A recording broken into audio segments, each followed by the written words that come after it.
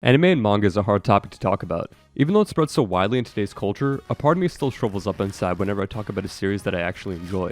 This is in part because of how unique anime fans can be, and my fear of being associated with them.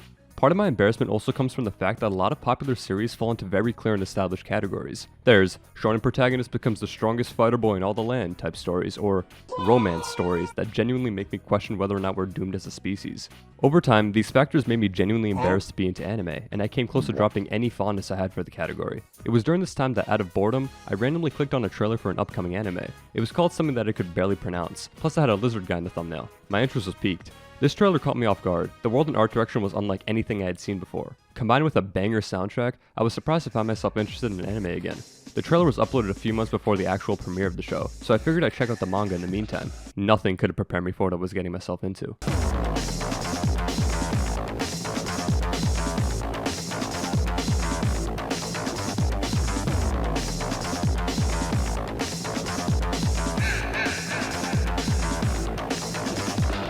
Dorohedoro fucks hard.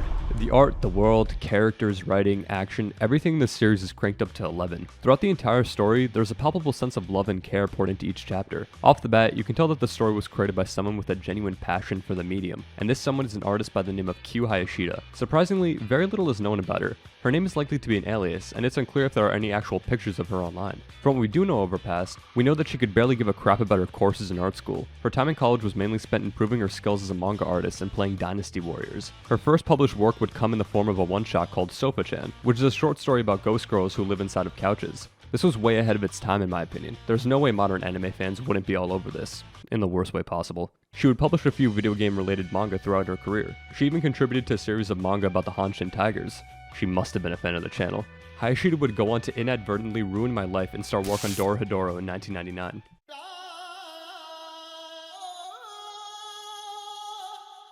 One of my favorite things about Dorohedoro is the way it begins. The reader is given absolutely no context in the first few pages. The first image of the entire story is literally this. We are thrown headfirst into the world and have to scramble to figure out what the hell is happening. This sounds disorienting.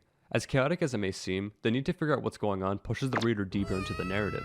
We soon learn that the dude with the lizard head, Kaiman, is conducting something of an interrogation on these two guys in the masks. He's accompanied by his friend, Nikaido. We see what's going on inside of Kaiman's mouth as another guy's head appears out from his throat. The head inside of Kaiman's mouth tells the masked man, Matsumura, that he's not the one. After relaying this info to Kaiman, he's swiftly sliced into pieces without a second thought. Before anyone can notice, however, black smoke shoots from Matsumura's disembodied hand. The smoke forms into a door under the other masked man, Fujita. The door opens, Fujita falls in, and Kaiman is noticeably frustrated at his escape. I imagine most people had the same confused and bewildered response that I had after reading or watching this scene. Who are the good guys? Why does Kaiman have a lizard head? What is the smoke that shoots out from their fingers? Why do I want to be kicked by Nikaido? By filling the reader's head with so many questions so quickly, Q Hayashida makes it difficult to not get sucked into this crazy world that she's crafted. Following the polite chit-chat that Kaiman had with the masked men, we gain more insight about the world. We learn that Dorohedoro is the story of two worlds, the first being Hole. Hole is a dilapidated, dirty, dangerous, and barely functioning city where the majority of humans live. I always got the vibe from Hole that this story takes place in the wake of a great apocalypse, but this is left up to the reader's imagination. Mostly. The second being the world of sorcerers. Sorcerers are pretty much identical to humans, but are considered a different species due to their ability to use magic. Magic manifests itself as the black smoke that we saw earlier, with each sorcerer having a different smoke ability unique to them. Sorcerers see humans as being vastly inferior to them. This leads to sorcerers creating portals into Hole and experimenting on humans with their magic, or just maiming them for fun. Around Hole, we see the victims of the sorcerer's cruelty, their appearance altered forever through magic. Your boy Kaiman seems to be one of these victims, with no recollection of who he was or what he looked like prior to his face changing. Kaiman is understandably pretty miffed, so he and his buddy Nikaido systematically interrogate and dispatch any sorcerer that they can find around Hole. Soon enough, however, news of Kaiman's murder spree spreads. It reaches one of the most powerful magic users in the world of sorcerers, N. N being the head of the largest criminal organization in the world of sorcerers, is pretty pissed that some random scaly murked one of his subordinates. He sends two of his assassins, Shin and Noi, to deal with Kaiman and Nikaido. There are a few other mysteries that we're left to think on, like why is Kaiman immune to magic? Why does he keep dreaming and hallucinating about a headless body? It is with these questions in mind that we dive deeper into Dorohedoro's setting.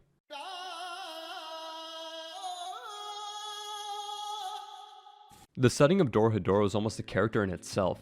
Between the two worlds of Dorohedoro, we are given a fair amount of insight into how everything works. We can see this in the mafioso-like power structure that the world of sorcerers is built around, overseen by the hierarchy of devils, or the rain that falls in Hole due to the air pollution caused by sorcerers and their experiments. Hell, we even learned that because of this pollution, magic residue causes dead magic victims to rise again as zombies, and there's a whole ass festival built around this event. It's the little intricacies like these included in the world building that sell the setting as a real place, despite how fantastical and chaotic it can be at times. For as many intricacies that the world has, however, there are just as many aspects that are never really addressed. And this isn't a bad thing. In fact, it works in the story's favor. If everything were explained, the world would feel too structured, and I think it would push readers away if we know how every little thing worked. For example, we know that hell and devils are very real in this setting. It's even integrated into the toilets of the sorcerer's world. And when I saw this for the first time, I was just like, alright, cool. These aspects don't need to be explained fully because there's already enough here to make the world believable. Dorohedoro is a fantasy series, but it barely ever feels like it. Of course, there's magical powers and sorcerers that wield them, but there's also gangs, drugs, guns, magic-fueled machinery, and so much more. All of these aspects thrown into the dirty and dark setting of Dorohedoro creates a unique world that you just can't find anywhere else. It's sick as hell. This world wouldn't feel nearly as unique or alive though if it weren't for Q Hayashida's incredible aesthetic.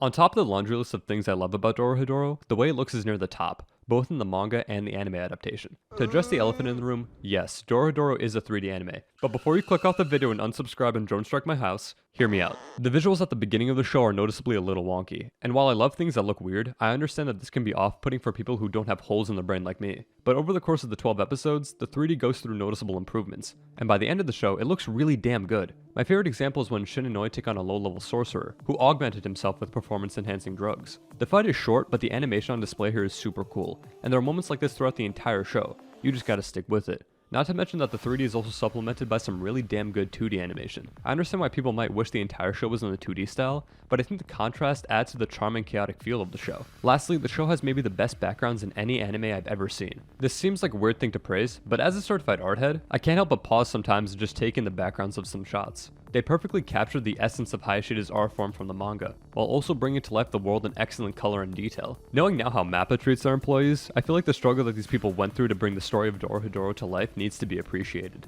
Sadly, only one season of the anime exists at the time of writing. I'm hopeful that a second season is coming eventually, just don't hold your breath. There's still another 50 parts of the final season of Attack on Titan that gotta be made first. I hope that people give the anime a shot, but if you're turned off by the 3D, that's totally fine. The manga has so much to offer as well. I could literally write a book about how much I love this art style, but I'll try to keep it brief. I feel like lots of manga artists strive to achieve really sharp and clean styles in their work. This isn't a bad thing, as some of these art styles are really cool and are really well drawn. Q Hayashida stands out in this regard though. She's able to achieve such an appealing and distinct style because of her ability to make everything look as messy and dirty as possible. The scratchy yet deliberate line work adds so much to every panel. It may not look like it, but an art style like this takes a lot of time and effort to get right, not to mention being incredibly time consuming. It's incredible how much different it feels from the other manga I've read. At times it really feels like I was looking through a zine or an indie comic. This is even better exemplified in the covers and colored pages of her work. The amount of detail and style on display in these pages is impressive to say the least. Combined with the fact that Hayashida prints her covers herself truly shows how much she's willing to put into her work. I always feel like that when an artist puts all of themselves into their work, it shows through and through. All these aspects I've rambled about thus far make Dorohedoro a great story, but to find the heart of Dorohedoro, we need to look to its cast of amazing characters.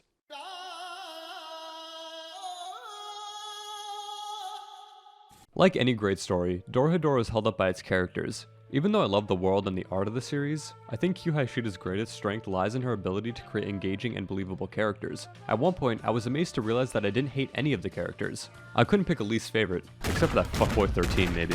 One of my biggest pet peeves with modern fiction aimed at adults has to be the characters. There are so many shows where almost every character is a cynical, depressive asshole. I know this is a bit hyperbolic, but there have been so many times where I drop a series because of how unbearable the characters are. Even if a character has a dark and tragic past, I can't stand it when that's used as an excuse to be a dick to everyone around them. You could say that these stories have harsh and unforgiving settings, and makes sense that they'd act this way.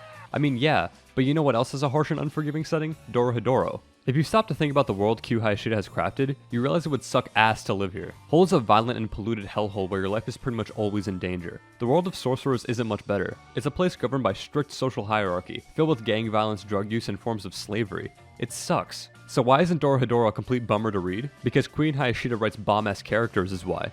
Nobody in the story is perfect, but nobody acts like a selfish prick due to their shitty situation.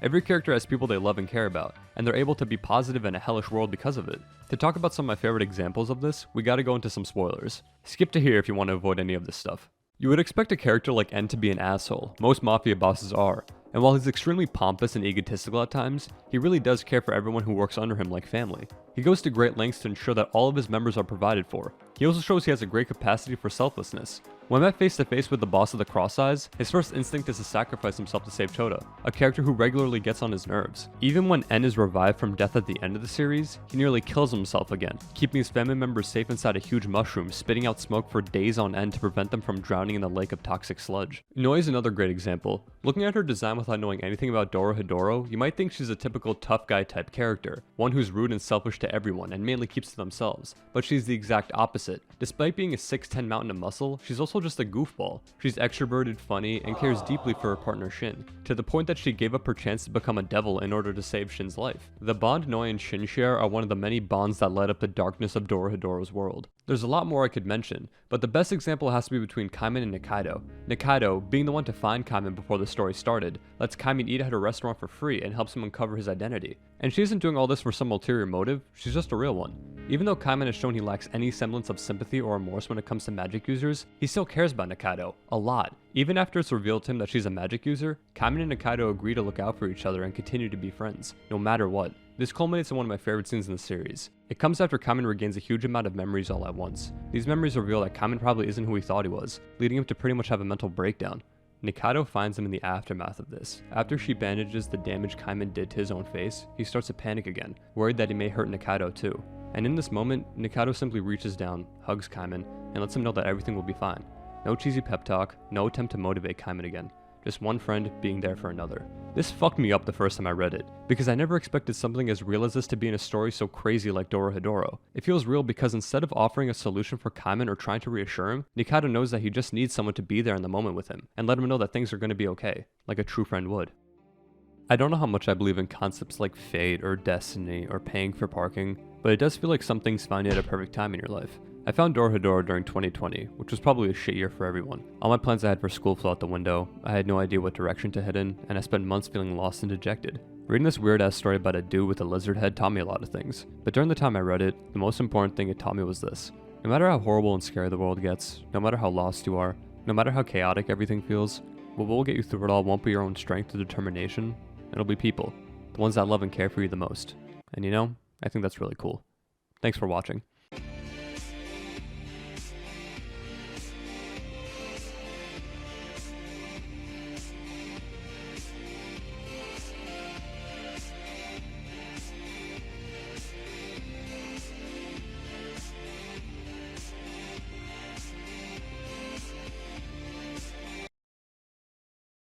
Hold up, ain't you Nathaniel B? What is it? Get the fuck out of the